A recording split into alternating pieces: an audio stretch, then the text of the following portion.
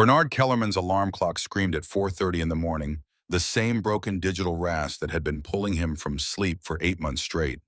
The sound cut through the darkness of the studio apartment like a serrated blade, jolting him awake before his body wanted to comply.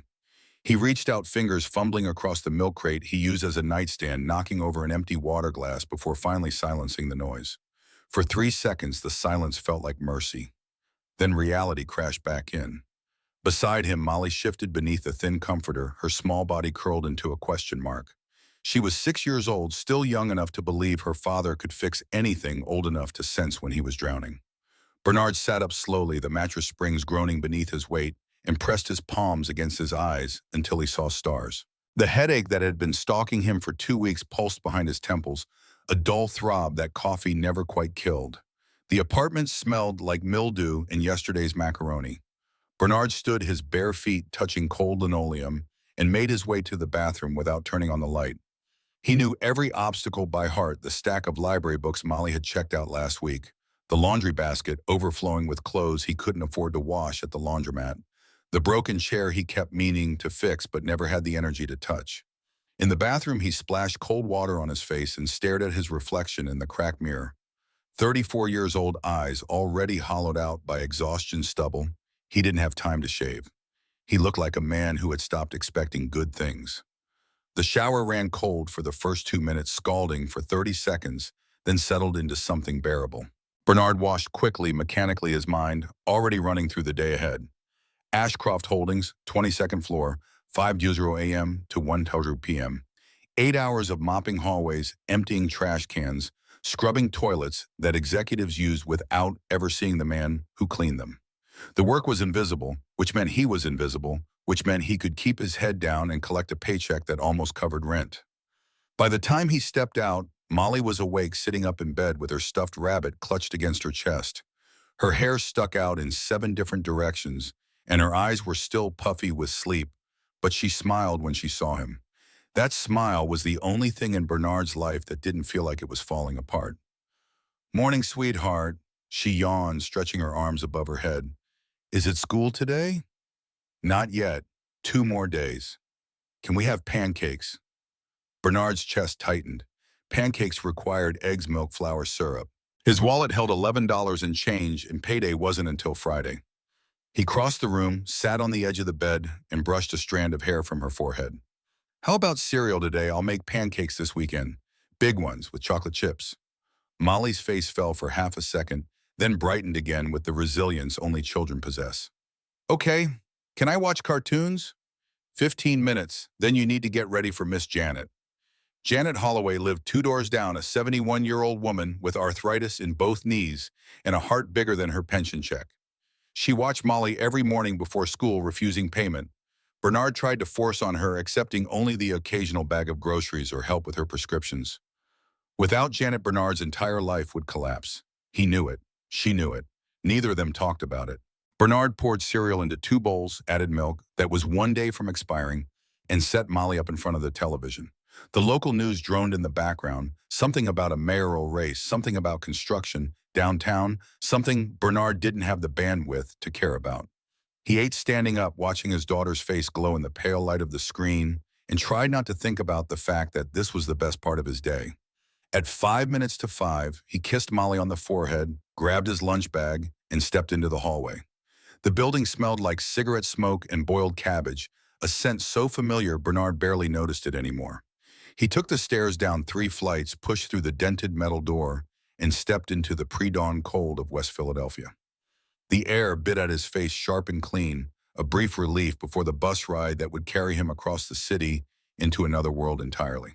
The Route 21 bus was half empty, filled with other early risers. Hospital workers ending night shifts, construction crews heading to job sites. Women in housekeeping uniforms, staring at their phones with blank expressions. Bernard took a seat near the back, rested his head against the window, and watched the city slide past. Abandoned storefronts gave way to renovated row houses, which gave way to sleek condos, which gave way to the towering glass monuments of Center City. By the time the bus dropped him off at Market Street, the sun was just beginning to stain the horizon orange. Ashcroft Holdings occupied 43 floors of a building that looked like it had been designed by someone who believed geometry could intimidate people into submission. All sharp angles and reflective glass, it loomed over the plaza like a declaration of power. Bernard walked past the main entrance where executives would begin arriving in 2 hours and circled around to the service entrance on the south side.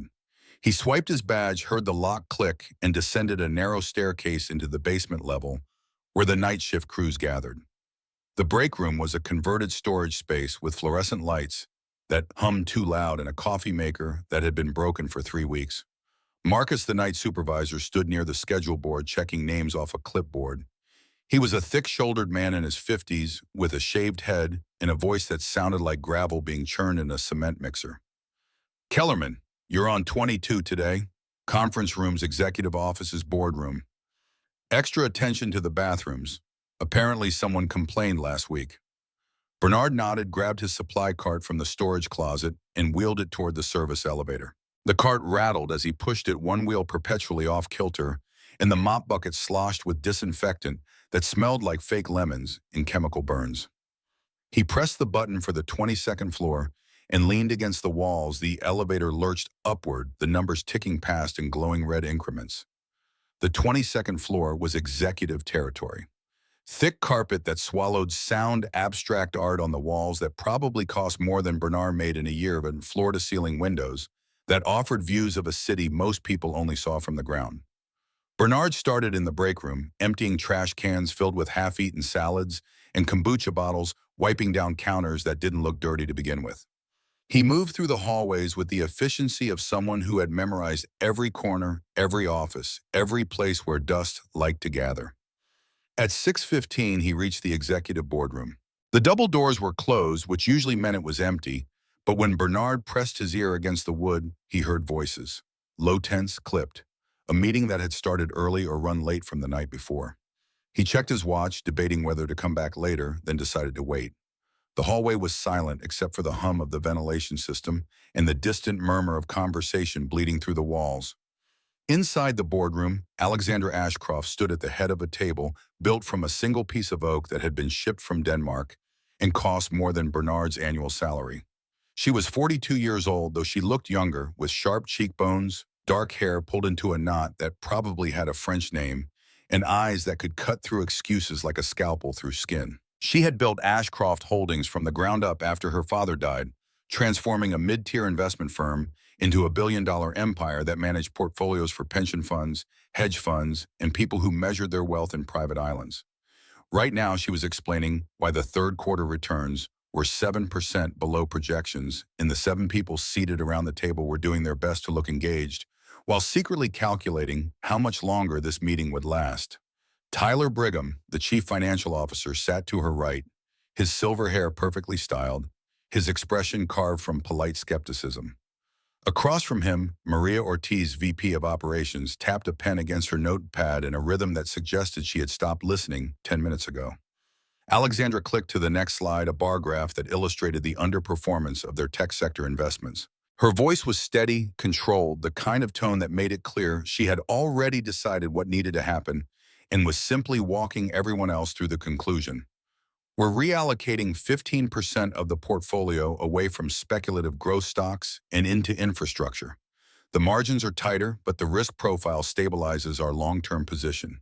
Questions? No one had questions. They never did. Alexandra closed her laptop, glanced at her watch, and felt a strange flutter in her chest. Not nervousness, something else. A sensation like her heart was skipping beats, stumbling over itself. She pressed a hand against her sternum, took a breath, and waited for it to pass. It didn't pass. The flutter became a squeeze, then a vice, then something that felt like a fist closing around her heart. Her vision blurred at the edges, sound muffled, as though someone had wrapped her head in cotton. She tried to say something, tried to form words, but her mouth wouldn't cooperate. Her hand flew up, fingers splayed against her chest, and then her knees buckled. The last thing Alexandra saw before the world went black was Tyler Brigham's face, eyes, wide mouth forming her name. The sound of her body hitting the floor carried through the boardroom doors like a thunderclap. Bernard heard the thud, heard the shouts that followed, and didn't hesitate. He shoved the doors open, the mop still in his hand, and saw chaos. 7 people in suits frozen in place, staring at the woman collapsed on the floor like they were watching a car crash through a window. No one moved, no one kneeled, no one did anything. Bernard dropped the mop and sprinted forward. "Call 911." His voice cut through the paralysis sharp enough to make Maria Ortiz fumble for her phone. Bernard knelt beside Alexandra, his knees hitting the floor hard enough to send pain shooting up his thighs, and pressed 2 fingers against her neck. No pulse, her lips were already shifting from pink to pale gray, her chest motionless. He had maybe 3 minutes before brain damage became irreversible. "She's not breathing. Move." Someone behind him gasped. Someone else muttered something about security. Bernard ignored them. He had taken a CPR course once 3 years ago at a community center in West Philly. The instructor had been a retired paramedic with a thick mustache and a monotone voice that made the entire class feel like detention. Bernard had only signed up because they offered a $20 grocery voucher to anyone who completed the training. He barely remembered the instructor's name, but he remembered every word of the protocol. He tilted Alexandra's head back, pinched her nose, and leaned down to give her 2 rescue breaths. Her lips were cold against his unresponsive, and for a terrible moment, Bernard thought he was too late. Then he locked his hands together, positioned them over her sternum, and began compressions.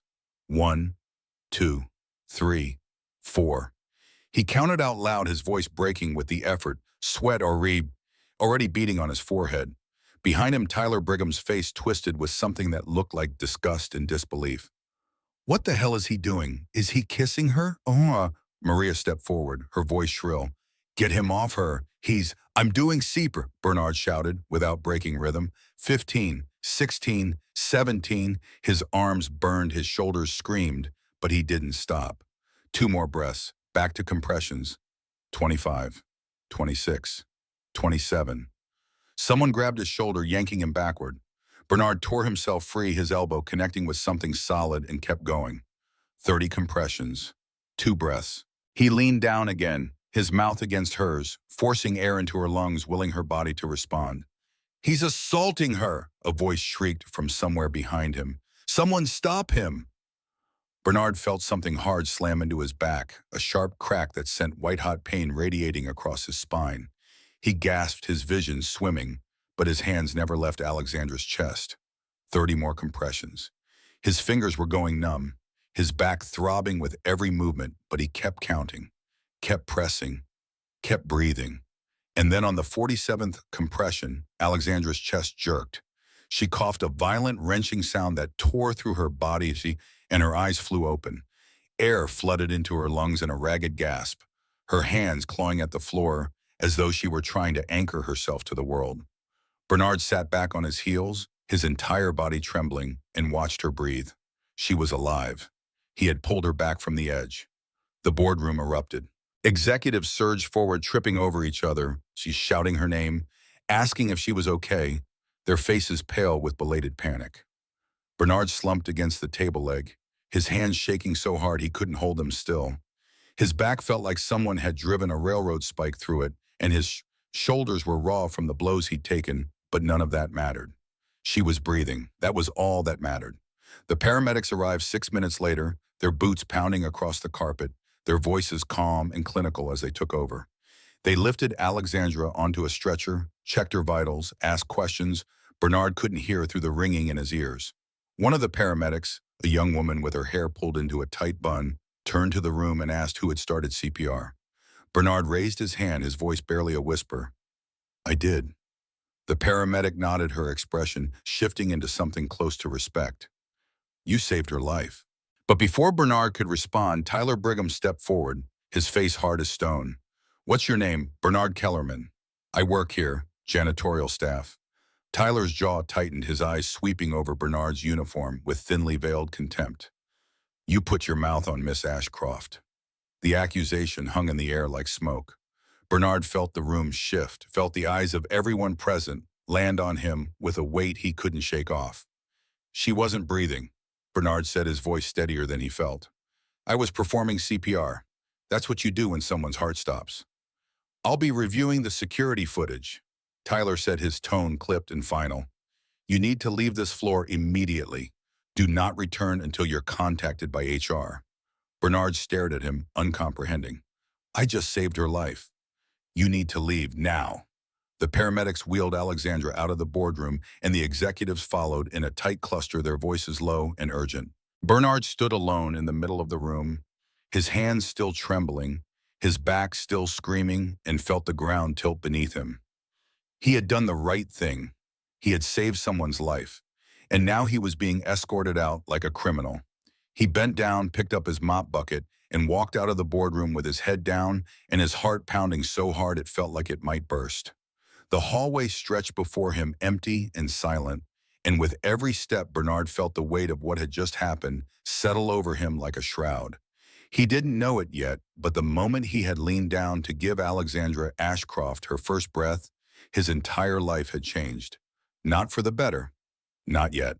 By the time Bernard made it back to the basement break room, his hands had stopped shaking, but his mind was still racing. He sat on a plastic chair in the corner, staring at the cracked linoleum floor, replaying every second of the boardroom in his head. The way Alexandra's lips had felt cold and lifeless. The way her chest had jerked when air finally returned to her lungs. The way Tyler Brigham had looked at him not with gratitude, but with something darker. Marcus appeared in the doorway, arms crossed, his expression unreadable. HR wants to see you. Bernard looked up, his throat tight. Now. Now. The walk to the HR office felt like being led to an execution. Bernard followed Marcus through the basement corridors, up a back staircase, and into a wing of the building he had only cleaned from a distance. The walls here were painted a neutral beige, the carpet spotless, the air scented faintly with something floral and expensive. They stopped in front of a door marked Human Resources, and Marcus knocked twice before stepping aside. A woman's voice called from inside. "Come in."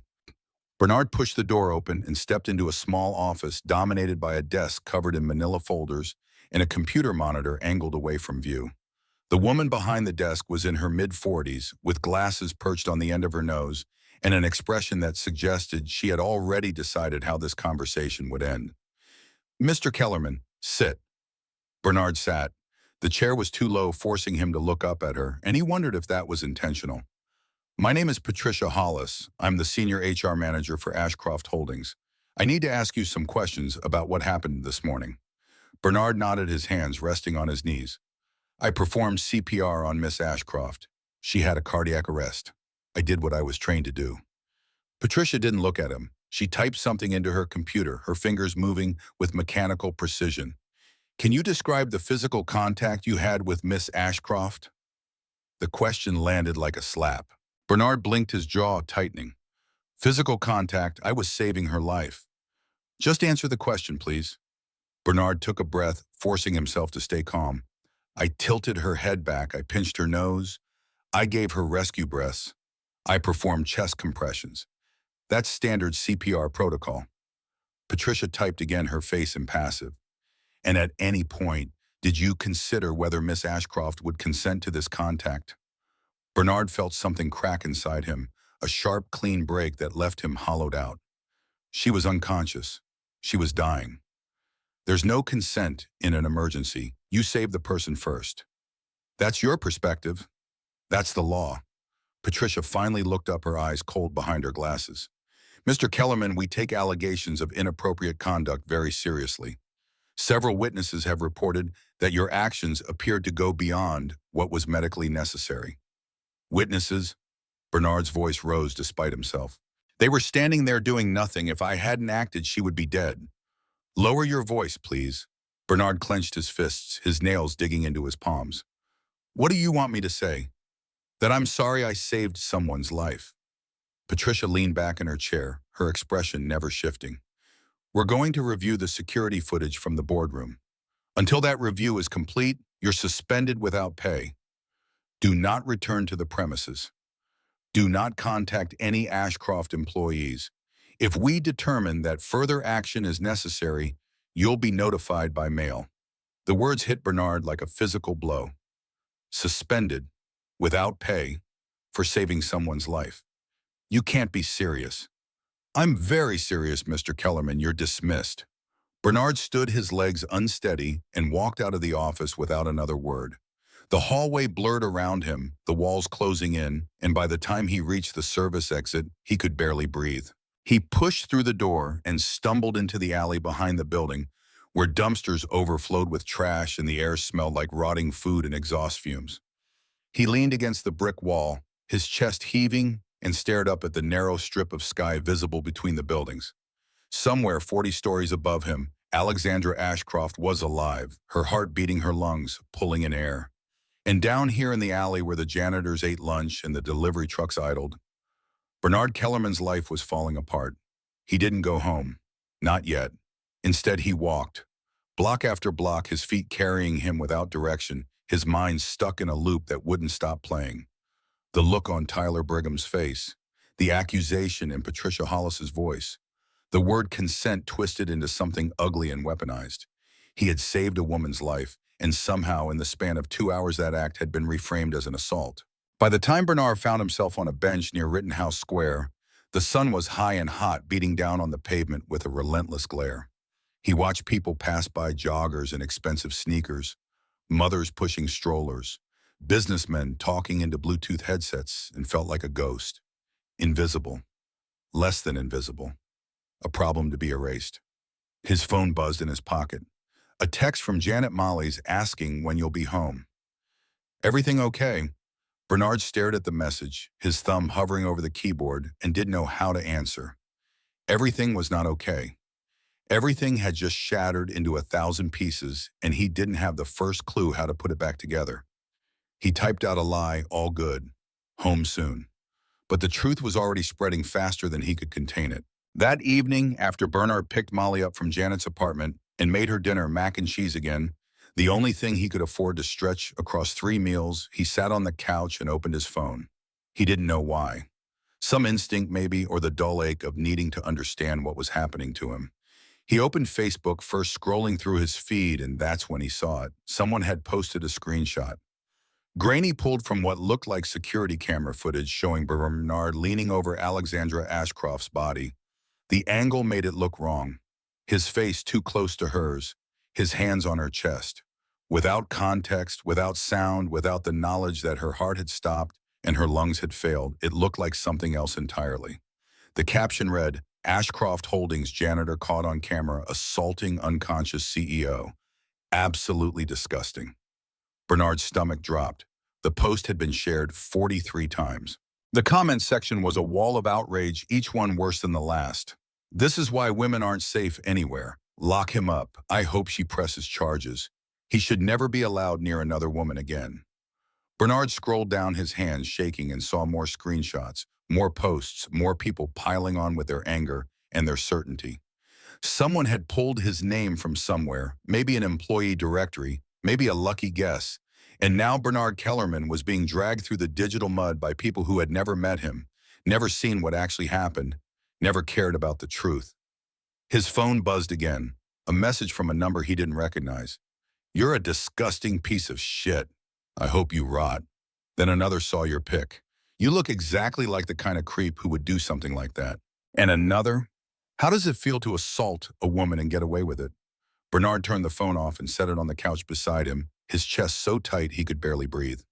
Across the room, Molly sat on the floor, coloring in a book Janet had given her, humming a song she'd learned at school. She looked up. Her crayon paused mid-stroke and frowned. Daddy, are you sad? Bernard forced a smile, the kind that felt like lifting a boulder. I'm okay, sweetheart. Just tired. Miss Janet said people are being mean to you. Why? The question hit him like a punch to the gut. He crossed the room, knelt beside her, and tried to find words that would make sense to a 6-year-old without shattering the illusion that the world was a fair place. Sometimes people get confused, he said, his voice soft. They hear part of a story and think they know the whole thing, but they don't. It'll be okay. Molly studied his face with the kind of earnestness only children possess, then threw her arms around his neck and squeezed. I love you, Daddy.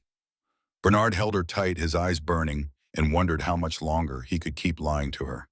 That night, after Molly fell asleep, Bernard lay on the mattress and stared at the ceiling. The apartment was silent, except for the hiss of the radiator and the distant wail of a siren cutting through the night. He thought about turning his phone back on, checking if the messages had stopped, but he knew they hadn't. The internet didn't forgive. It didn't forget. It fed on outrage and moved on only when something shinier came along to devour. He thought about Alexandra Ashcroft somewhere in a hospital bed, Her heart monitored her vitals stable, surrounded by people who cared whether she lived or died. He wondered if anyone had told her what was happening to him. He wondered if she even knew his name. Sleep didn't come. Bernard lay awake until the sky outside the window shifted from black to deep blue to the sickly orange glow of a city that never truly slept. At some point, exhaustion pulled him under, and when he woke, it was to the sound of his phone buzzing on the floor beside the bed. He picked it up, squinting at the screen. 7 missed calls, 12 text messages, 3 voicemails. He opened the first message from a former coworker named Deshaun Yeoman. "They're saying you got fired. Is that true?" Bernard's blood ran cold. He opened the next message from a guy he used to work with at a cleaning company 2 jobs ago. Saw the news. "That's fucked up. Hope you're all right. News. What news?" Bernard opened Twitter. He barely used it, but he had an account from years ago and typed his own name into the search bar. The results loaded and his heart stopped. Hundreds of tweets. Thousands. His name trending in Philadelphia, people dissecting the screenshot, calling for his arrest, demanding justice for Alexandra Ashcroft. Someone had dug up an old photo of him from a church event 3 years ago and posted it with the caption, "This is the man who attacked a billionaire CEO while she was unconscious. Share so everyone knows his face." Bernard dropped the phone like it had burned him. His chest heaved, his vision blurring at the edges, and for a moment he thought he might pass out. This wasn't real. This couldn't be real. But the phone kept buzzing, kept lighting up with notifications, and reality settled over him like a weight he couldn't lift. By mid-morning, the story had jumped from social media to local news. Bernard sat on the couch, Molly at school, the television on mute, and watched his face flash across the screen. The headline read, "Controversy at Ashcroft Holdings. Did a janitor cross the line?" A news anchor with perfect hair and a voice like warm honey talked to the camera, her expression concerned but detached. Behind her, the now infamous screenshot appeared. Bernard's face circled in red. The segment cut to an interview with some legal expert. Bernard had never heard of a man in a suit who spoke about consent and liability and the murky ethics of emergency medical intervention without permission. Bernard turned the TV off and sat in silence. The apartment felt smaller than it had yesterday, the walls pressing in the air too thick to breathe. He thought about calling someone, his sister maybe, or a friend from his old neighborhood, but he didn't know what to say. What could he say? "I saved someone's life and now the entire world thinks I'm a monster." His phone rang. An unknown number. Bernard hesitated, then answered. A voice on the other end clipped and professional. "Mr. Kellerman, this is Rebecca Steinberg from the Philadelphia Inquirer. I'm working on a story about the incident at Ashcroft Holdings, and I'd like to get your side of..." Bernard hung up. The phone rang again immediately. He didn't answer. It rang a third time, a fourth, a fifth. He turned it off and threw it across the room, where it landed on the couch cushions with a muffled thud. The silence that followed was suffocating. Bernard stood paced to the window and looked out at the street below. A group of teenagers loitered on the corner, laughing at something on one of their phones. A woman walked past, pushing a shopping cart filled with laundry. An old man sat on a stoop smoking a cigarette, his face carved deep with lines. Life continued. The world kept turning.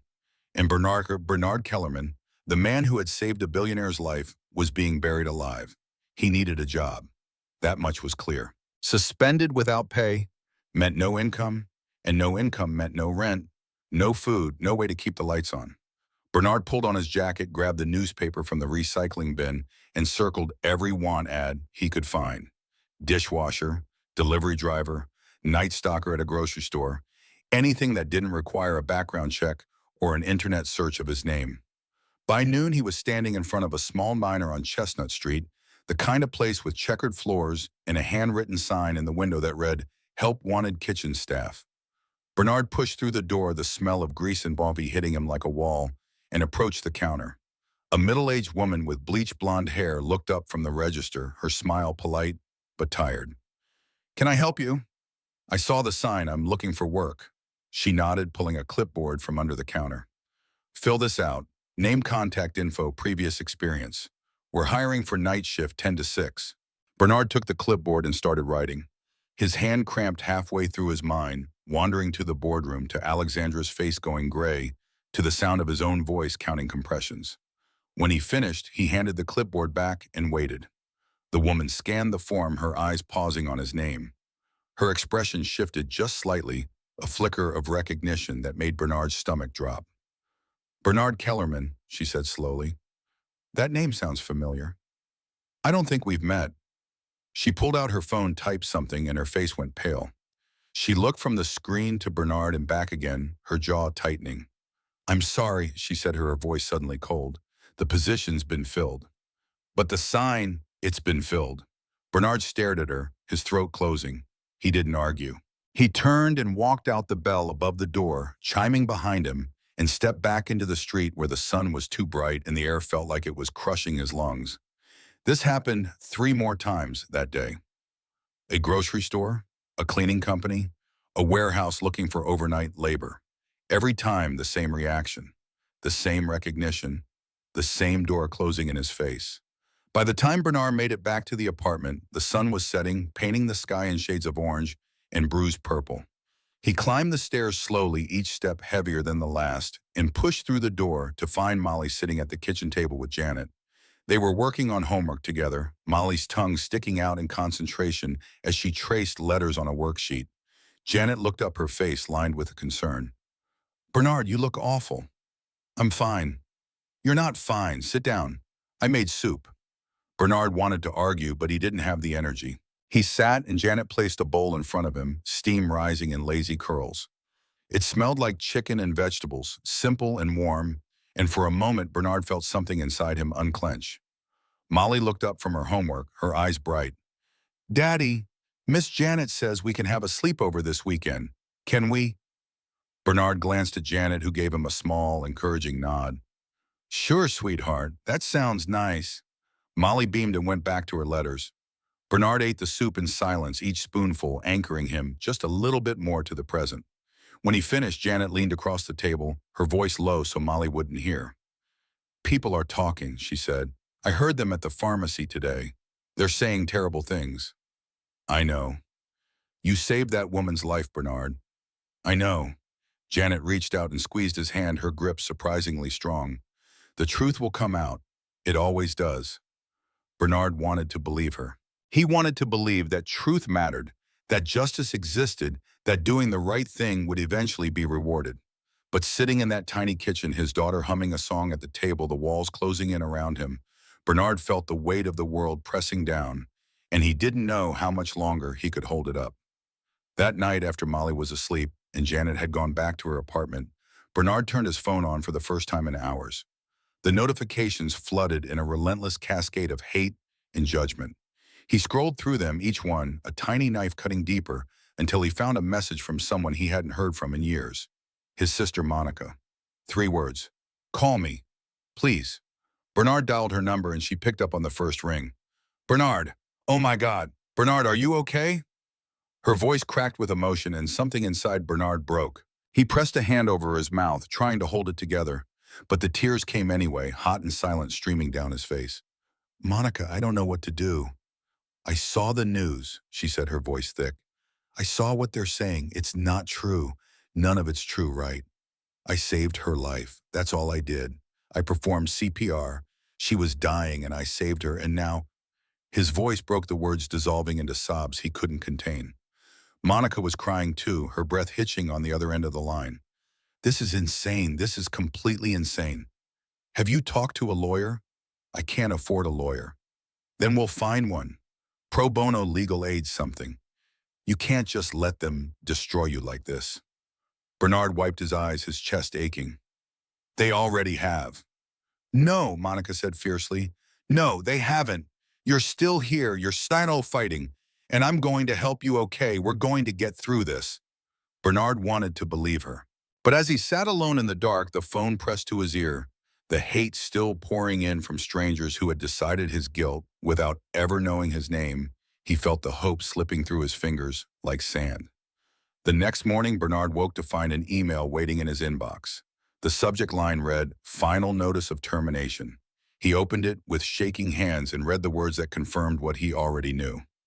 Effective immediately, his employment with Ashcroft Holdings was terminated. The reason cited was inappropriate conduct involving senior personnel. No severance, no explanation, no chance to defend himself. Bernard closed the laptop and sat in the silence of the apartment, the weight of the termination settling over him like a final judgment. He had been erased, deleted, cast out into a world that had already decided he was guilty. Outside the city continued its relentless churn. People went to work, bought coffee, argued over parking spots, lived their lives without ever knowing the man who had saved someone and lost everything in return. Bernard stood, walked to the window, and looked out at the street below. Somewhere in this city, Alexandra Ashcroft was alive. Her heart was beating, her lungs were breathing. And Bernard Kellerman, the man who had made that possible, was invisible. The irony was almost unbearable. The days that followed blurred together into a haze of rejection and humiliation. Bernard applied for 12 jobs in 3 days, and 12 times he watched the same sequence unfold: the initial interest, the flicker of recognition, the sudden coldness, the door closing. His name had become a scarlet letter, a mark that preceded him into every room, every interview, every conversation. On Thursday, he walked into a staffing agency on Market Street, desperate enough to try anything. The woman at the desk handed him a form, glanced at his ID, and froze. She excused herself, disappeared into a back office, and returned 5 minutes later with an expression that told Bernard everything he needed to know. "I'm sorry, Mr. Kellerman. We don't have anything that matches your qualifications at this time. You didn't even look." "I'm sorry." Bernard left without another word.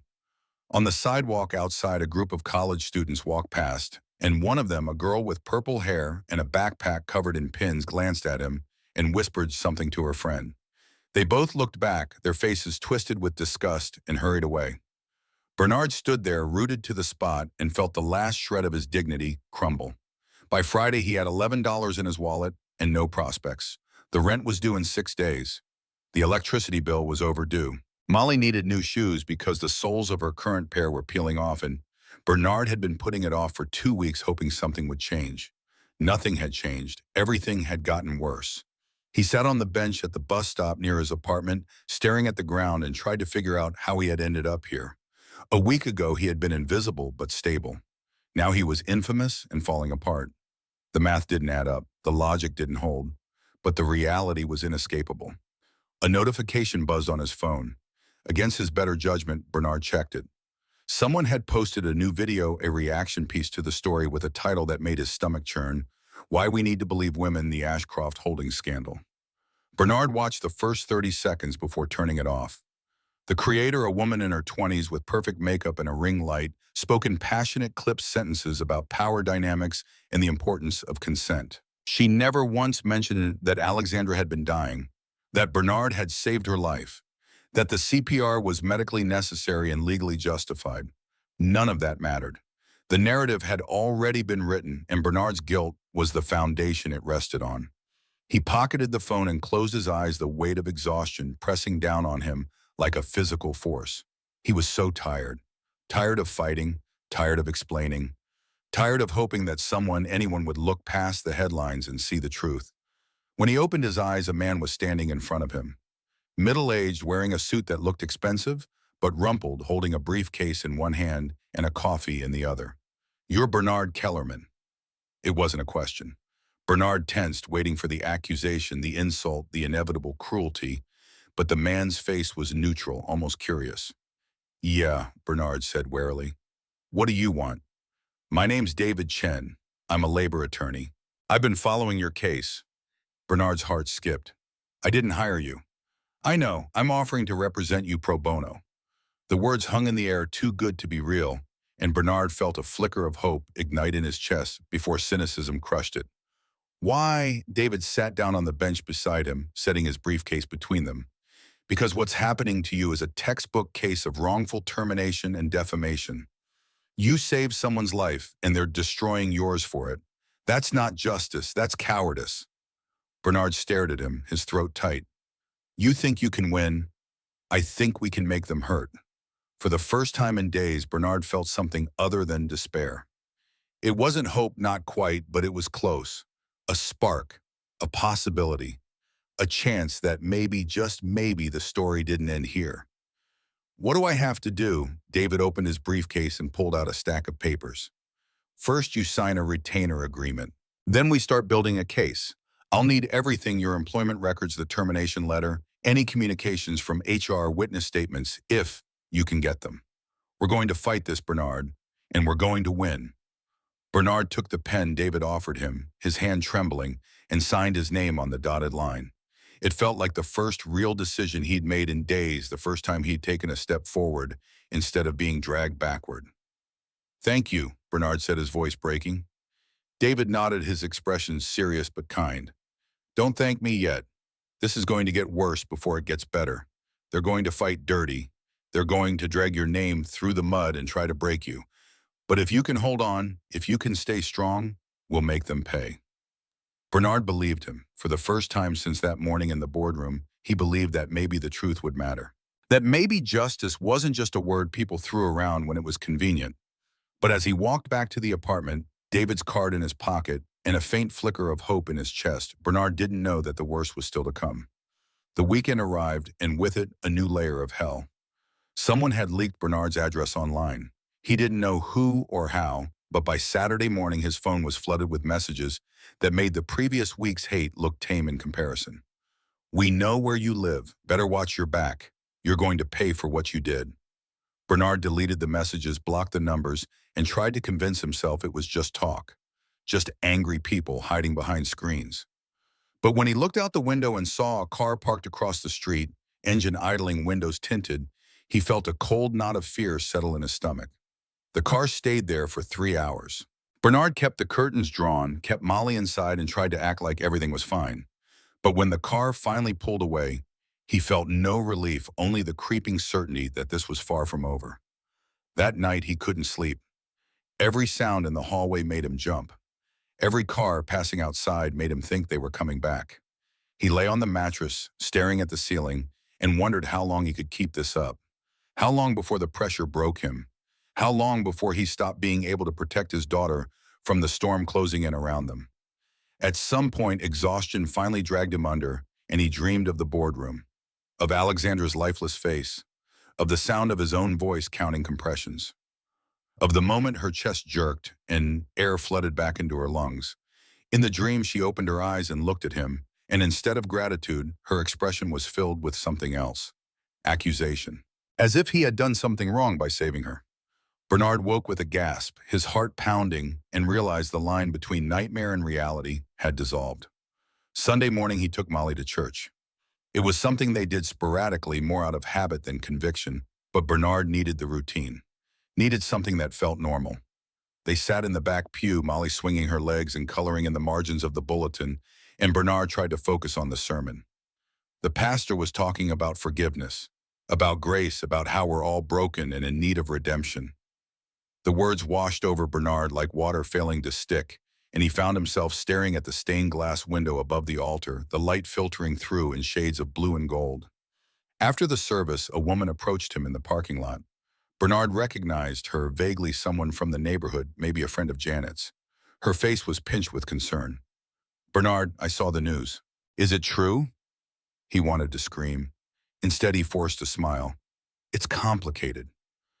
I just want you to know that I'm praying for you and for that poor woman." The words were meant kindly, Bernard knew that, but they landed like a punch. That poor woman, as if Alexandra were the victim and Bernard the villain, as if saving her life made him the one who needed forgiveness. "Thank you," Bernard said through clenched teeth and took Molly's hand.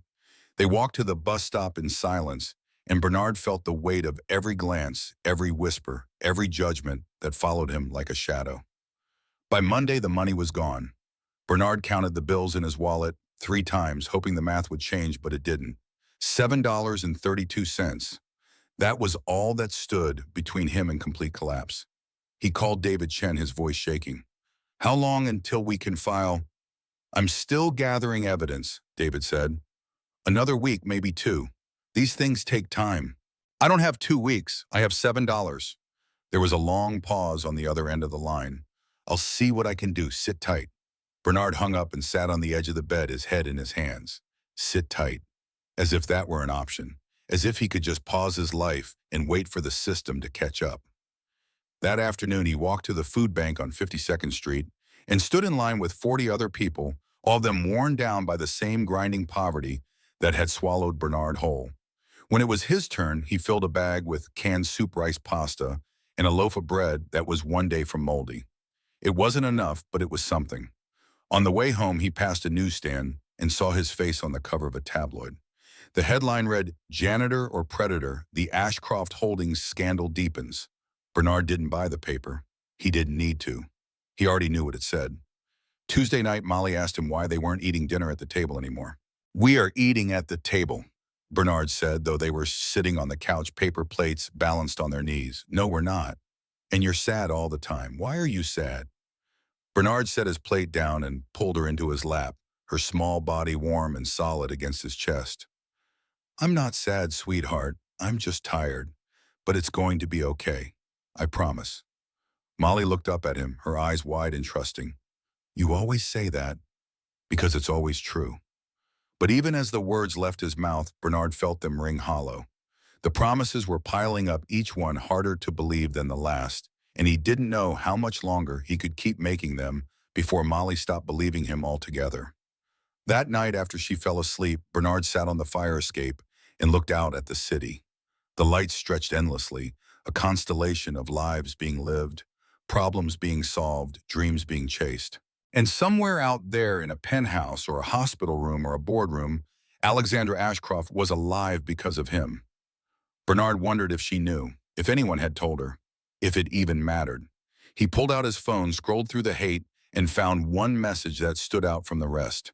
It was from an unknown number, and it read, "You did the right thing. Don't let them tell you otherwise." Bernard stared at the message for a long time, his eyes burning, and then he closed the phone and went back inside. Wednesday morning, Bernard woke to a pounding on the door. He stumbled out of bed, his heart racing, and looked through the peephole. A man in a suit stood in the hallway holding a clipboard. Bernard opened the door a crack. "Can I help you, Bernard Kellerman?" "Yeah." The man handed him an envelope. "You've been served." Bernard took the envelope, his hands numb, and watched the man walk away. He closed the door, leaned against it, and tore the envelope open. Inside was a civil summons. Ashcroft Holdings was suing him for defamation and emotional distress. The irony was almost funny. Almost. Bernard read the document 3 times, each word hammering another nail into the coffin of his life, and then he called David Chen. "They're suing me," David swore under his breath. "I saw it coming, don't worry. This is a scare tactic. They're trying to intimidate you into backing down." "It's working." "Bernard, listen to me. This is what they do. They have money, they have power, and they use it to crush people like you. But we're not backing down. We're going to fight, and we're going to win." Bernard wanted to believe him. But sitting in his crumbling apartment, the eviction notice taped to the door, the lawsuit in his hand, and his daughter still asleep in the next room, Bernard felt the last of his strength drain away. "I don't know if I can do this," he whispered. "You can," David said firmly. "You saved someone's life, Bernard. That means something. Don't let them take that away from you." But as Bernard hung up the phone and stared at the summons, he wondered if it was already too late. The rest of the week passed in a fog of sleepless nights and mounting dread. Bernard's body began to fail him in small, insidious ways. His appetite vanished, leaving him hollow and weak. Headaches bloomed behind his eyes, sharp and relentless, resistant to the cheap painkillers he couldn't afford to replace. His hands trembled when he tried to do simple tasks, opening a jar, tying Molly's shoes, holding a pen. By Thursday, he could barely get out of bed. His muscles ached like he'd been beaten, his skin clammy with a fever that came and went in waves. Janet noticed first, her sharp eyes taking in the pallor of his face, the way he swayed when he stood. "Bernard, you need to see a doctor." "I'm fine."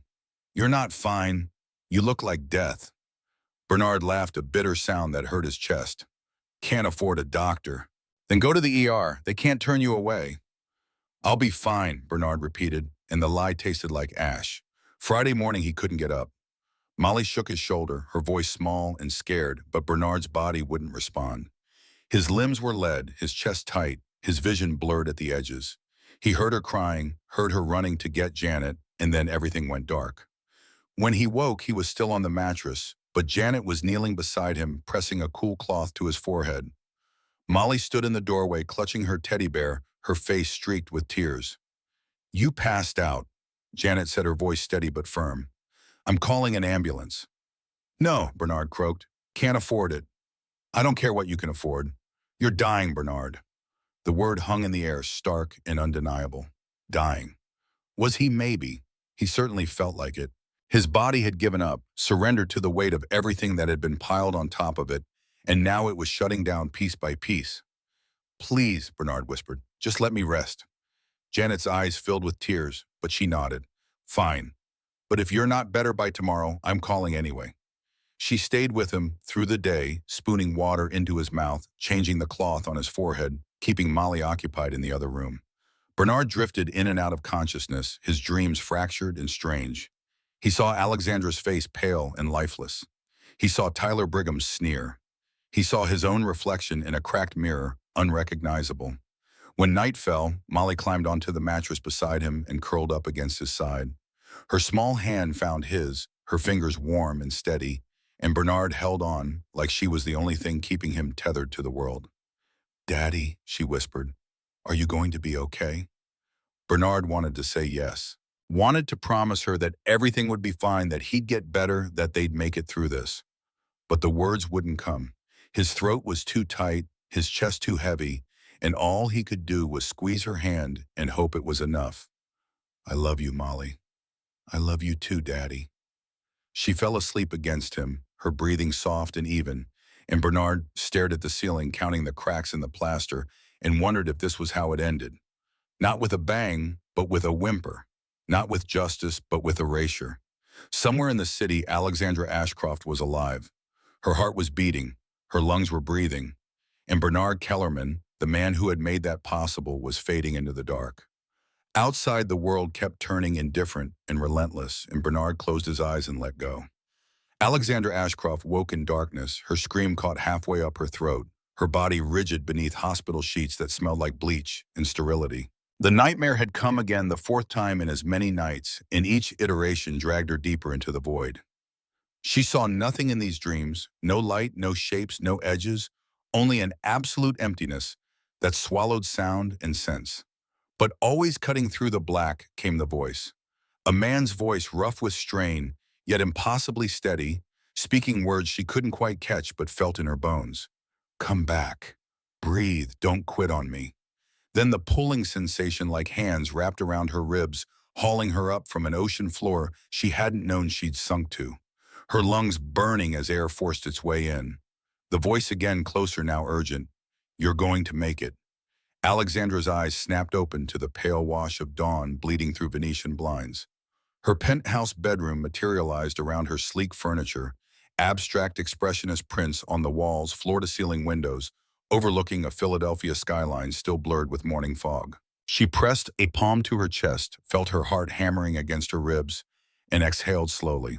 The doctors had explained the medical event with clinical precision: sudden cardiac arrest, ventricular fibrillation, survival rate, without immediate intervention, hovering near 8%.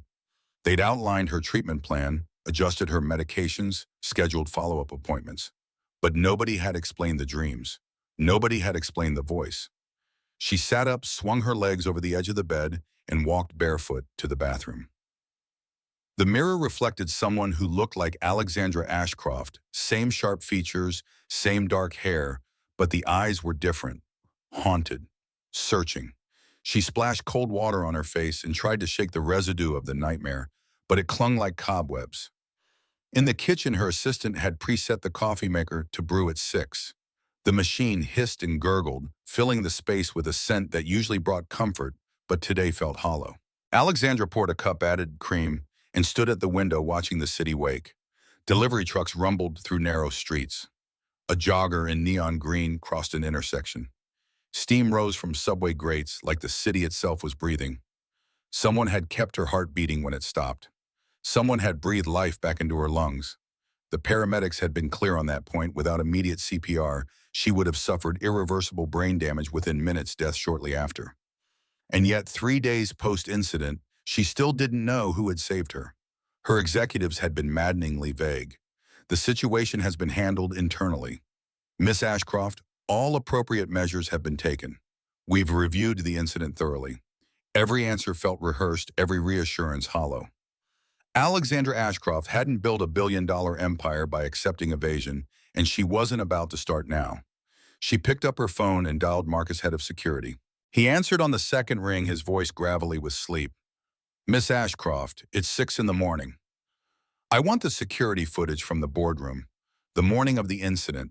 Send it to my personal email within the hour. A pause. Ma'am, HR has already reviewed.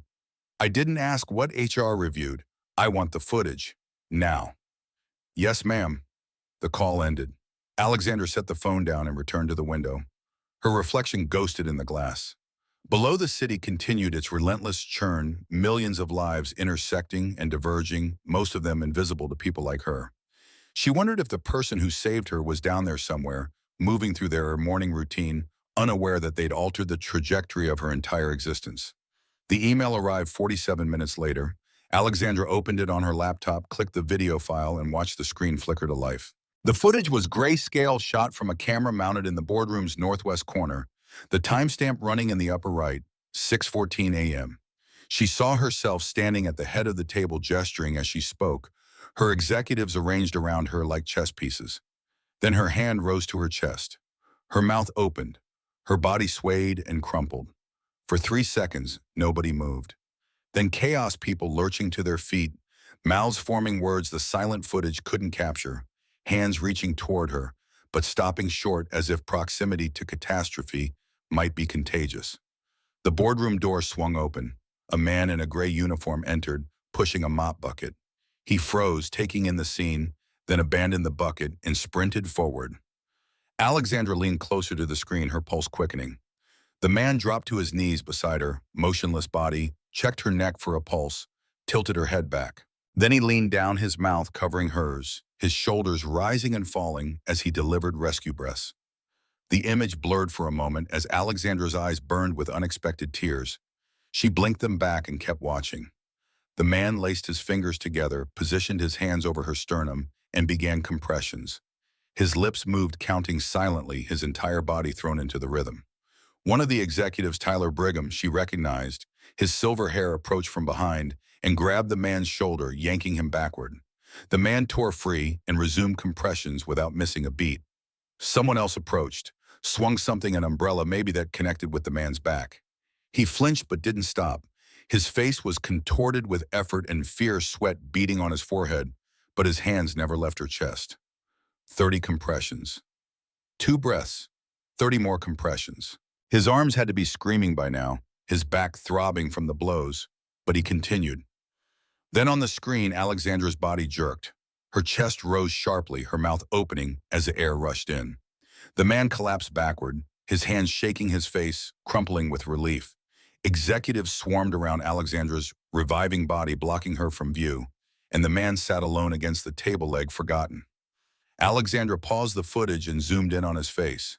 Mid-30s, she guessed.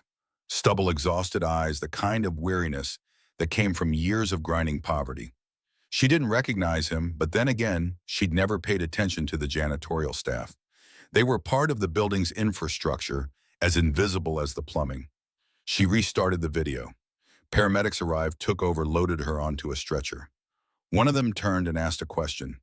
The man raised his hand and said something.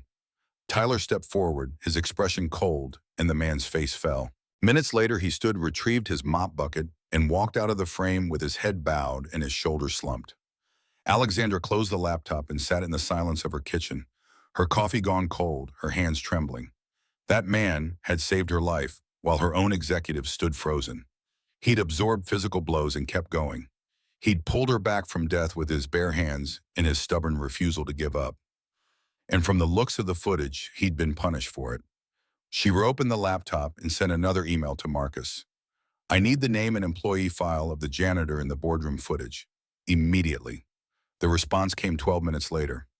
Name Bernard Kellerman, employee ID 4782, status terminated. Alexandra's jaw tightened. She opened the attached file and scanned the details. 34 years old, high school diploma, 1 year of community college employment history consisting of cleaning services and part-time labor. Single father, 1 dependent. Address in West Philadelphia. And a termination notice dated the same day as the incident, citing inappropriate conduct involving senior personnel. Inappropriate conduct. The phrase made her stomach turn. She'd been dying and he'd saved her, and someone had twisted that into grounds for termination. Alexandra picked up her phone and called the head of HR. Patricia Hollis answered with practiced professionalism. Miss Ashcroft, how can I help you? Bernard Kellerman, the janitor who performed CPR on me. Why was he fired? A careful pause. There were concerns about the nature of the physical contact. Several witnesses reported that his actions appeared to exceed medical necessity. Medical necessity? Alexandra's voice could have cut glass. I watched the footage, Patricia. My heart stopped. He performed textbook CPR. What part of that exceeded necessity? There were optics to consider, liability concerns, the potential for he saved my life. Yes, ma'am, but the circumstances created a situation where someone from the janitorial staff dared to touch a CEO, where a poor man put his hands on someone rich, and that made people uncomfortable. Patricia's silence spoke volumes. Alexandra's grip on the phone tightened until her knuckles went white. I want his file, his address, everything. And I want to know what's being done to correct this. Ma'am, the termination has been processed. Reversing it would require, I don't care what it requires. Get me the information. Alexandra hung up before Patricia could respond. She stood paced to the window and stared down at the city with new eyes. How many Bernard Kellermans existed down there, people whose labor kept the world turning, but who remained invisible until they stepped out of line? How many of them lived one paycheck from disaster, one mistake from obliteration? The file arrived an hour later. Alexandra read through it in her home office, absorbing every detail. Bernard's work history was spotty, but consistent. He showed up, did the job, caused no trouble. His supervisor's notes described him as reliable, quiet, never complained.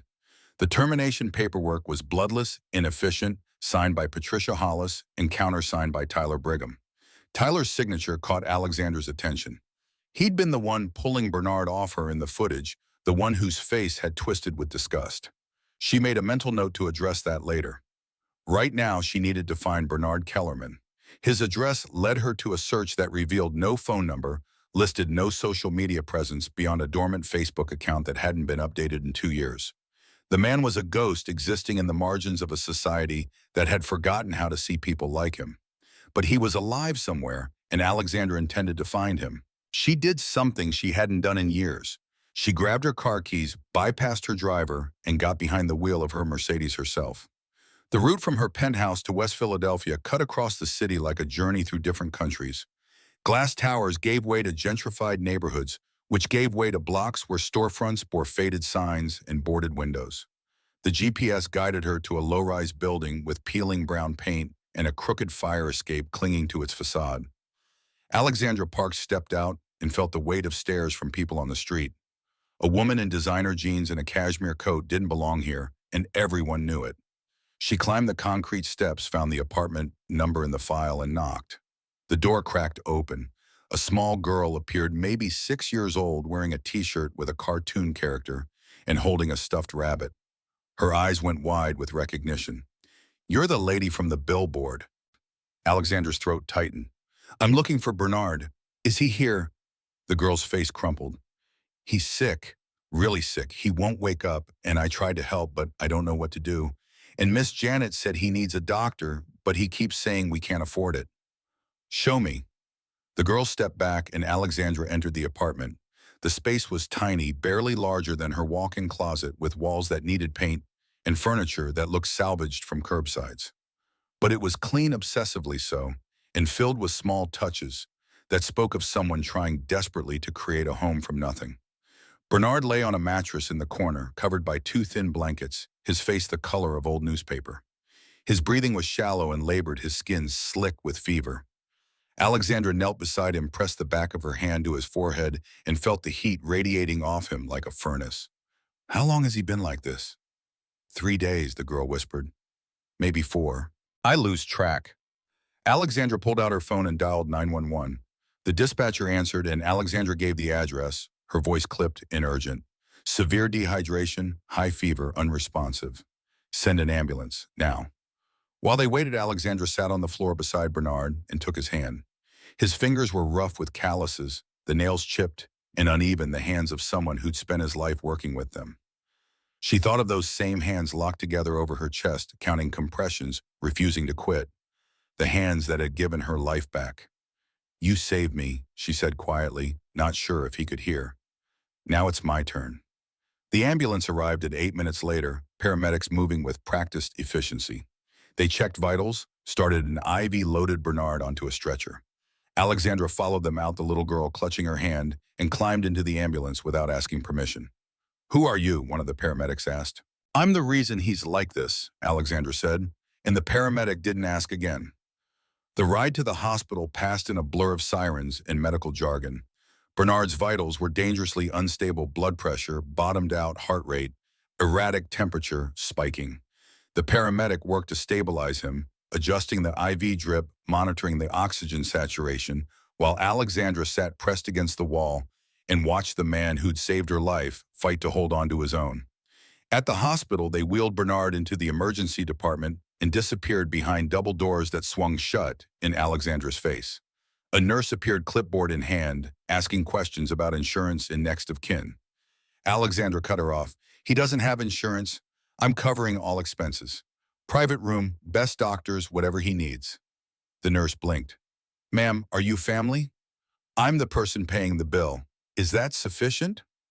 It was. Within minutes, Bernard was transferred to a private room on the fourth floor, and a team of doctors descended to assess the damage.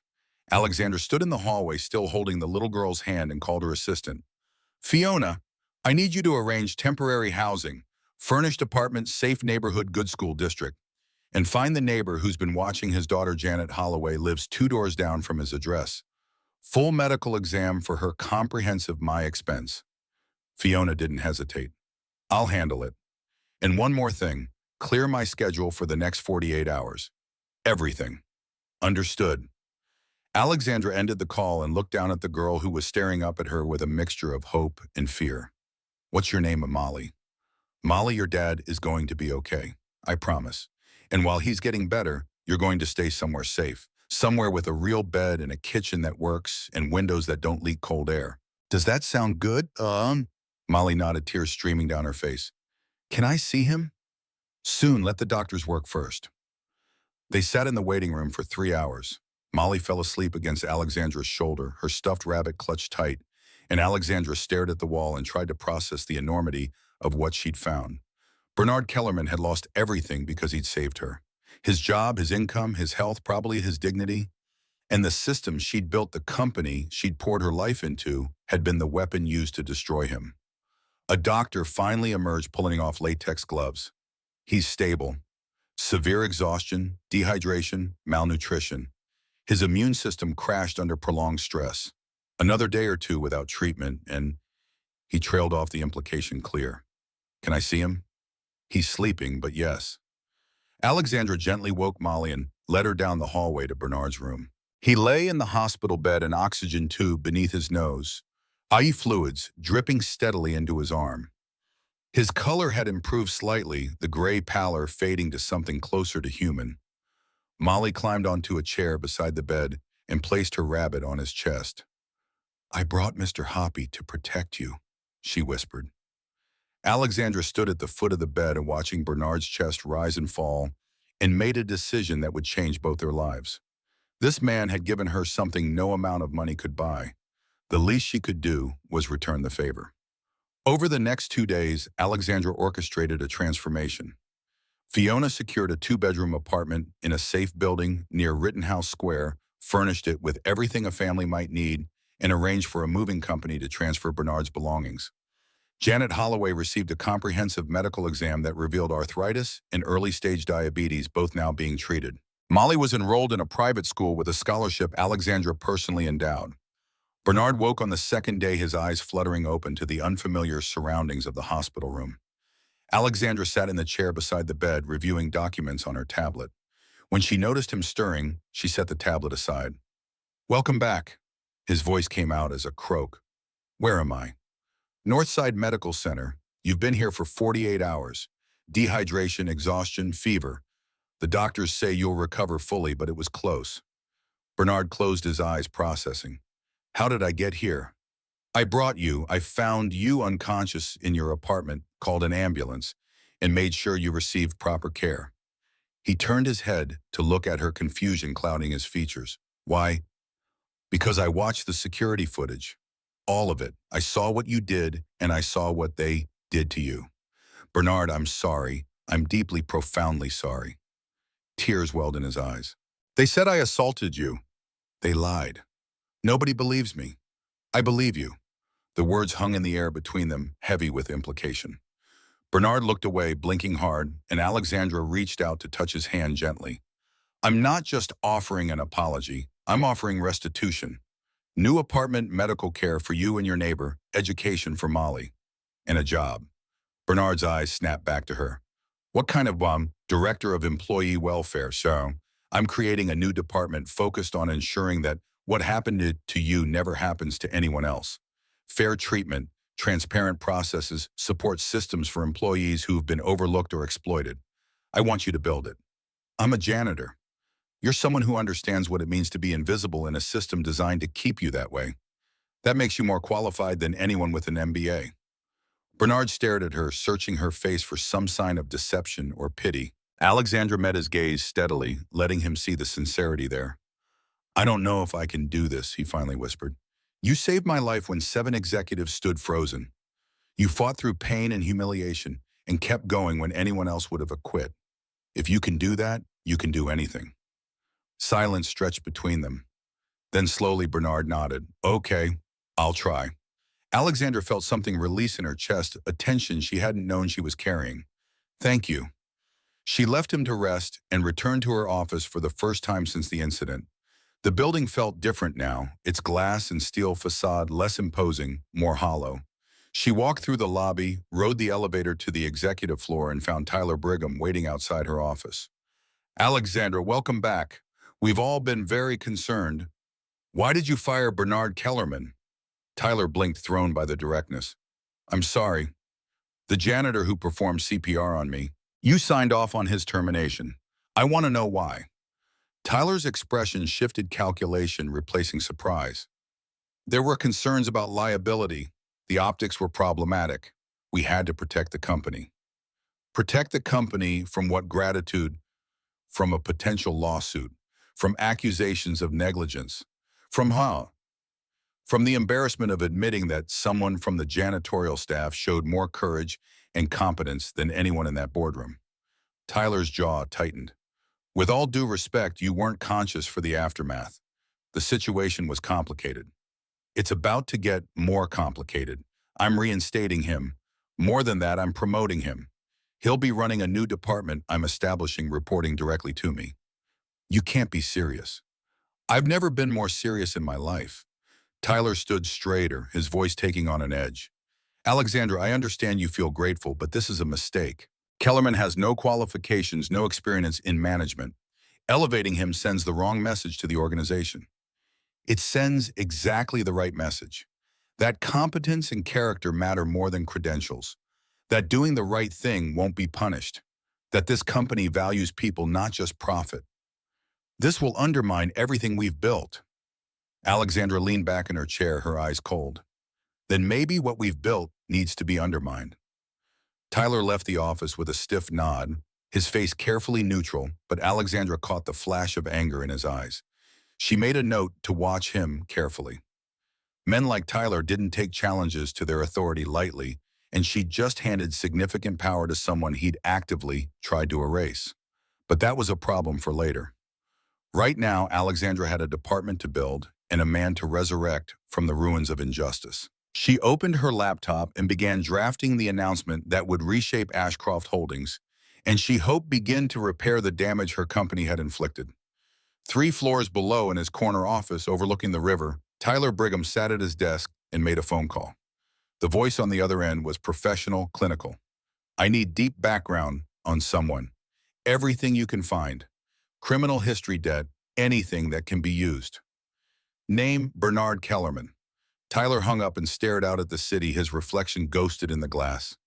Alexandra Ashcroft thought she could change the rules, could elevate a nobody, and expect the system to simply accept it. She was about to learn a hard lesson about power and the people who understood how to wield it. In his hospital bed, Bernard slept peacefully for the first time in weeks, unaware that while one battle had ended, another was about to begin. Bernard stood in the doorway of the third-floor office suite, his legs still unsteady from 4 days in a hospital bed, and tried to reconcile what he was seeing with anything he'd experienced before. Sunlight poured through floor-to-ceiling windows that overlooked the Schuylkill River, painting the empty space in shades of amber and gold. The walls were freshly painted, the floors gleaming hardwood, the air carrying that particular scent of newness that spoke of possibility rather than decay. Alexandra appeared beside him, her heels clicking softly against the floor. She carried 2 cups of coffee, steam rising in lazy spirals, and handed one to him without ceremony. "This is yours, Onabit. Conference rooms, private offices, open workspace for your team. You design it however you want." Bernard took a slow sip of coffee, real coffee, not the burnt sludge from the basement break room, and walked deeper into the space. His reflection followed him in the glass, a stranger wearing clothes that actually fit, standing in a place that didn't smell like industrial cleaner and other people's garbage. 3 weeks ago, he'd been invisible. Now he stood in an office that could have housed his entire apartment building.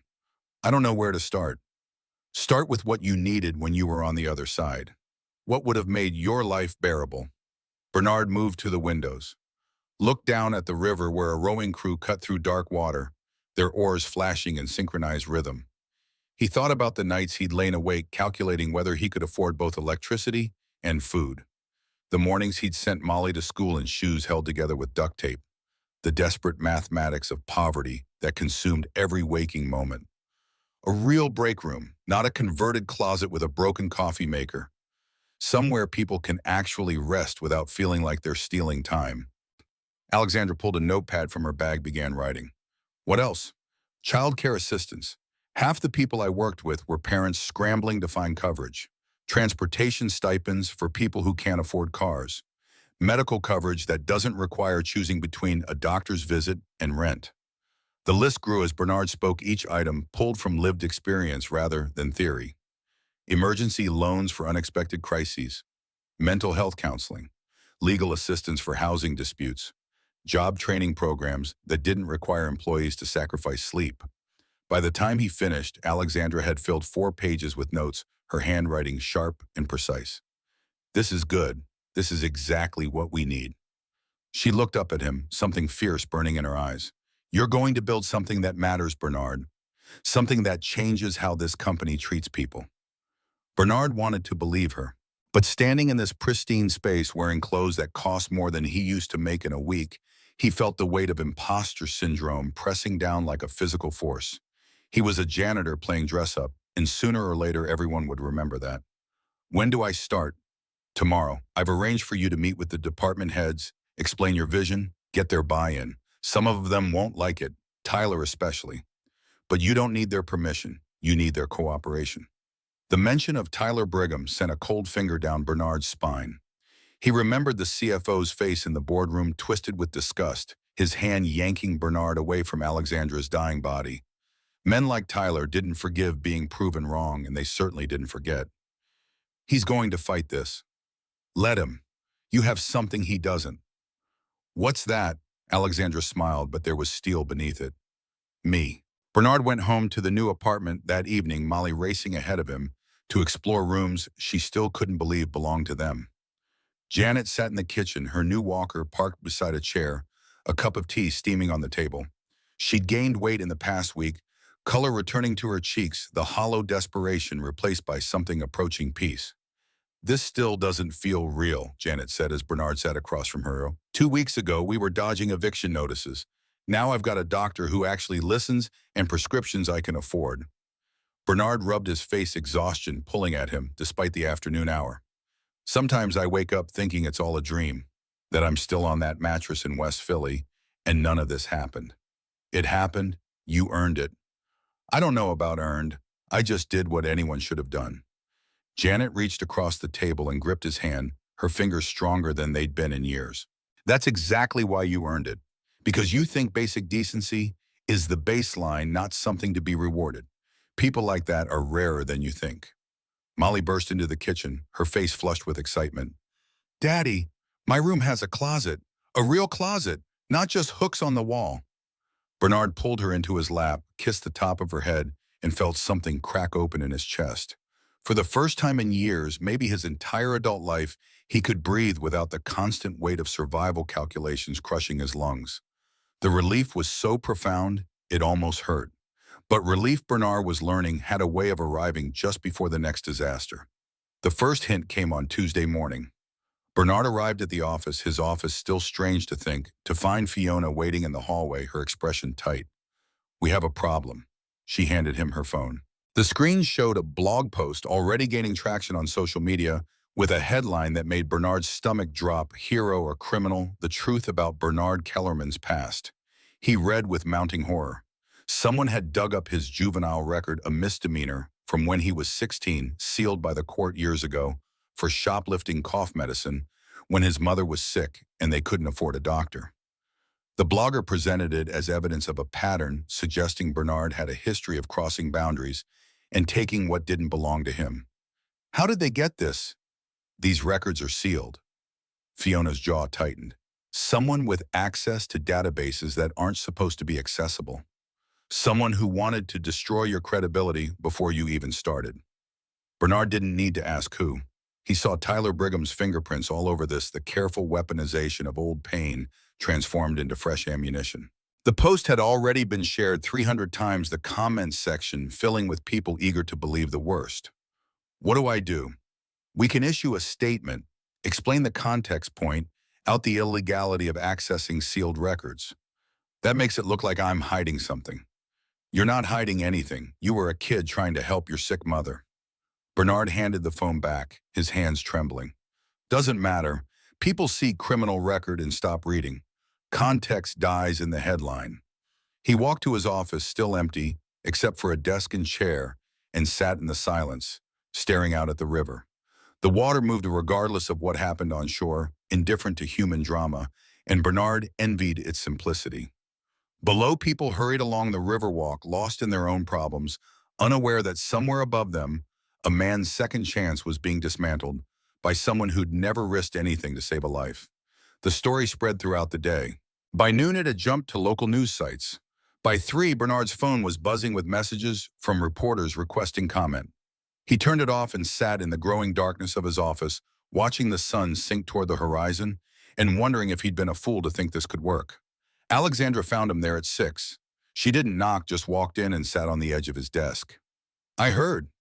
"Of course you did." "Tyler's denying any involvement, but we both know better. I've already instructed legal to investigate how sealed records were accessed." Bernard laughed, a bitter sound. "That'll take months. By then the damage is done." "So what do you want to do?" The question hung in the air. Bernard could resign, disappear back into the margins where people like him belonged. Or he could fight, knowing the fight itself might destroy whatever credibility he'd managed to build. Both options felt like losing. "I want to tell the truth." Alexandra leaned forward. "Then tell it. Don't let Tyler control the narrative. How all-staff meeting tomorrow. You stand in front of everyone and own your past. Show them who you really are." Bernard's throat tightened. What if they don't believe me? Some won't, but the ones who matter will. That night, Bernard sat at his kitchen table with a blank legal pad, trying to find words that could make strangers understand what poverty does to choices. Molly was asleep in her room, her own room with walls she'd decorated with drawings of butterflies and stars. Janet dozed in the living room, her breathing steady and peaceful, and Bernard stared at empty pages, searching for a way to transform shame into strength. The words came slowly at first, then faster, pouring out in a rush that left his hand cramping.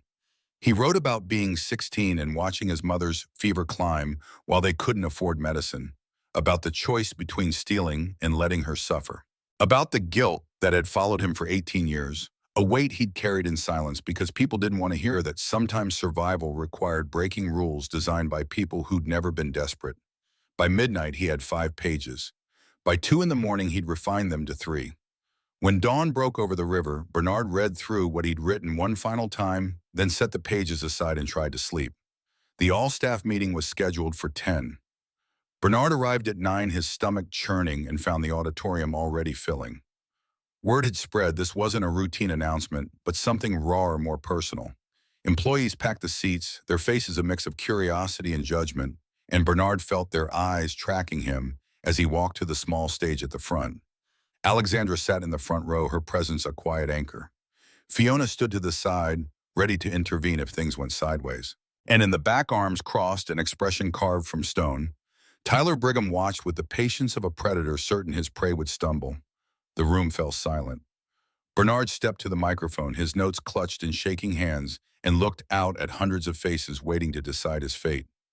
My name is Bernard Kellerman, and some of you have read things about me online.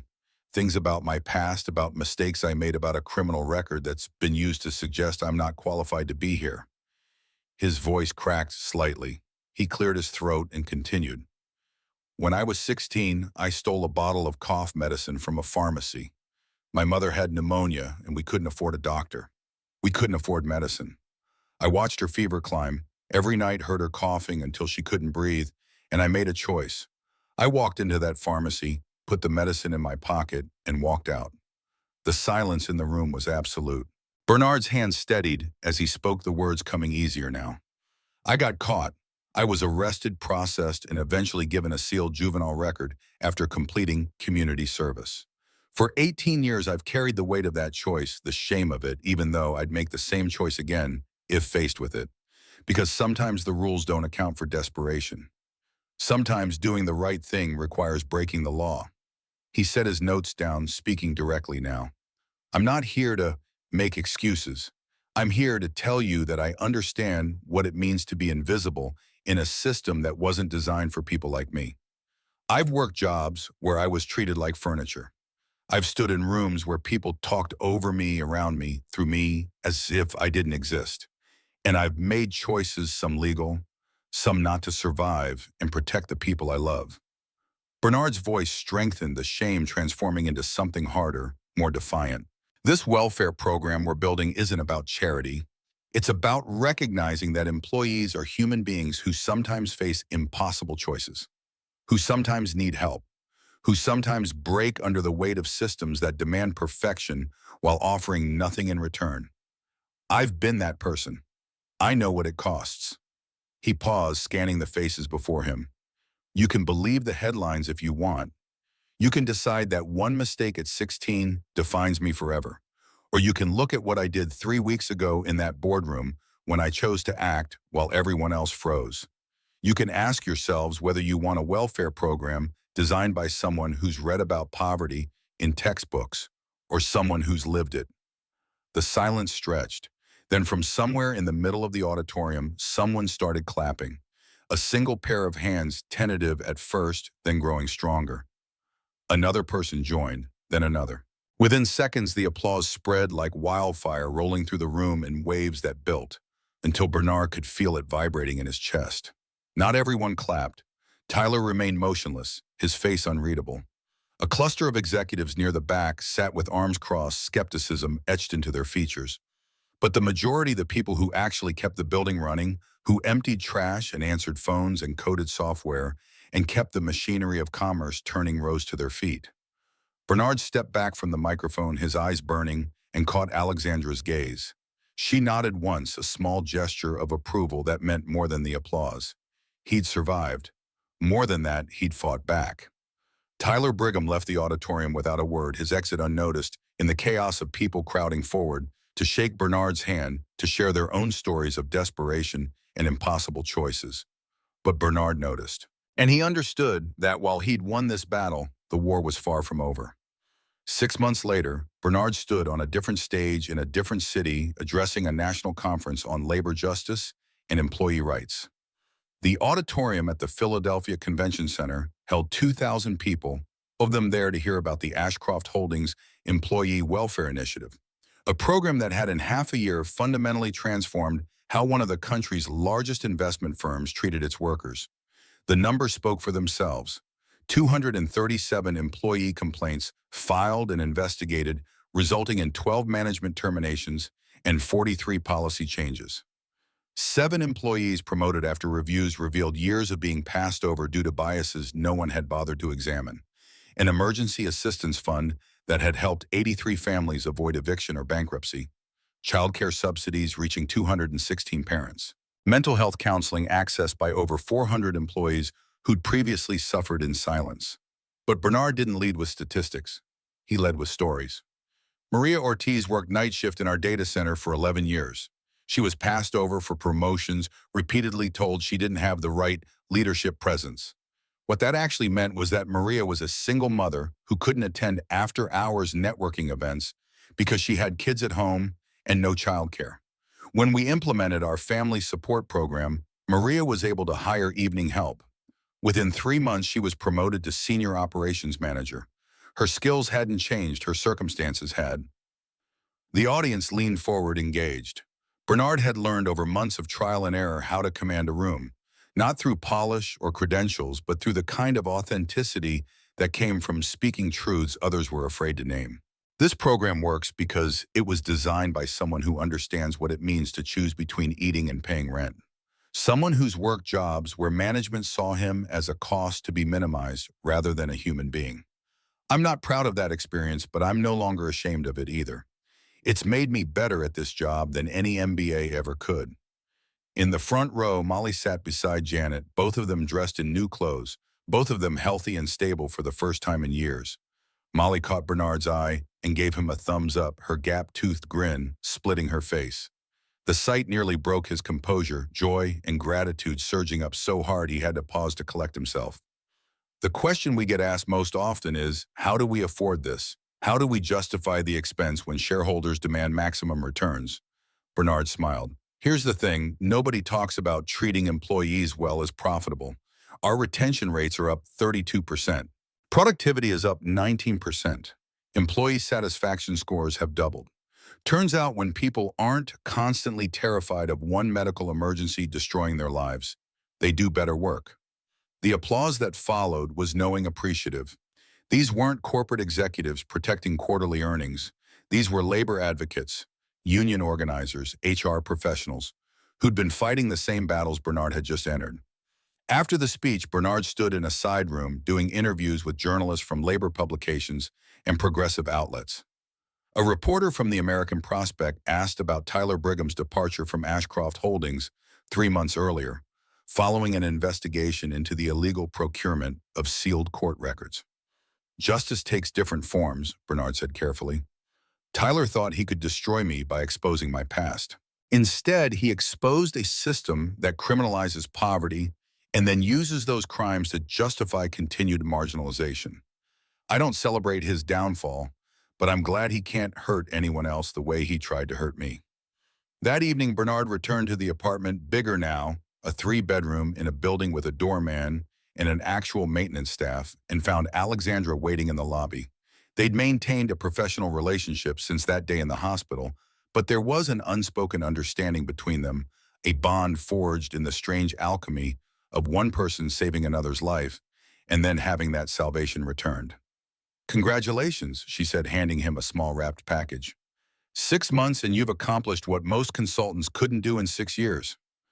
Bernard unwrapped it to find a framed photo, the security camera image of him performing CPR frozen at the moment Alexandra's chest first jerked with returning breath. The image that had been twisted into evidence of assault now transformed into a monument to courage. "I don't know if I can hang this up." "You should. It's a reminder of who you are when everything's on the line." They rode the elevator to Bernard's floor in companionable silence. Inside the apartment, Janet was helping Molly with homework, the two of them bent over a math worksheet at the kitchen table. Molly looked up when she heard the door, her face lighting with pure, uncomplicated joy. "Daddy, you're home. Did you tell them about our program?" "I did. They loved it." "Did you tell them about me?" Bernard laughed, scooping her up despite her protests that she was too big to be carried. "I mentioned that I have an incredibly smart daughter who reminds me every day why this work matters." Alexandra accepted Janet's offer of tea and sat at the table, the billionaire CEO comfortable in a working-class kitchen in a way that would have been unthinkable 6 months ago. They talked about the conference, about upcoming expansions to the program, about the 3 other companies that had reached out wanting to implement similar initiatives.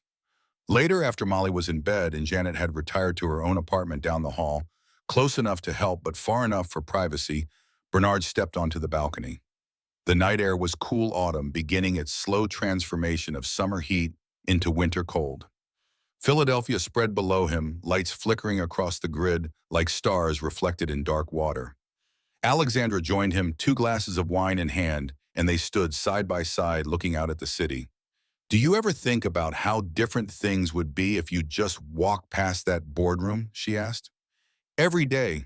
But then I remember your face going gray, your chest stopping, and I know I couldn't have lived with myself if I'd done nothing. Most people would have. Most people haven't spent their lives being invisible. When you're used to being overlooked, you develop a radar for other people's suffering. You see it because you've lived it. Alexander was quiet for a long moment. Then I'm building you a team. 5 people to start expanding to 20 over the next year. Real budget, real authority. This isn't a pilot program anymore, it's permanent. Bernard turned to look at her, searching her face for some sign this was a dream he'd wake from. But her expression was steady, certain. Why are you doing this? Because you gave me something I can never repay. A second chance at life. The least I can do is make sure that second chance means something. That it creates a world where people like you don't have to choose between saving someone and destroying themselves. They stood in silence watching the city breathe, 2 people whose lives had collided in the most unlikely way possible and emerged transformed. Bernard thought about the journey from that basement break room to this balcony, about every humiliation and defeat that had led to this moment of tentative triumph. It's not finished, he said quietly. There are still people suffering, still systems that crush anyone who can't afford to fight back. No, Alexandra agreed. It's not finished, but it's started. And that's more than existed before you walked into that boardroom. Bernard raised his glass, a small gesture of acknowledgement. Alexandra met it with her own, the soft clink of crystal barely audible above the city's distant hum. Below them, Philadelphia continued its endless cycle of creation and destruction, hope and despair, the beautiful and the broken, all tangled together in the messy work of human existence. And for the first time in his life, Bernard Kellerman felt like he belonged to something larger than survival, like his voice mattered, like he'd earned the right to be seen. Inside, Molly slept peacefully in a room full of butterflies and stars, dreaming dreams, untroubled by the mathematics of poverty. Janet rested without pain in her own space, her body healing from years of neglect. And Bernard stood on a balcony high above the city that had tried to erase him, very much alive, very much visible, and finally improbably free. The fight wasn't over. It would never truly be over. But tonight on this balcony, with autumn air cooling his face and hope burning quietly in his chest, Bernard allowed himself to believe that maybe, just maybe, doing the right thing could lead to something other than punishment. That maybe justice, delayed and imperfect as it was, could still arrive. That maybe the invisible could be seen after all.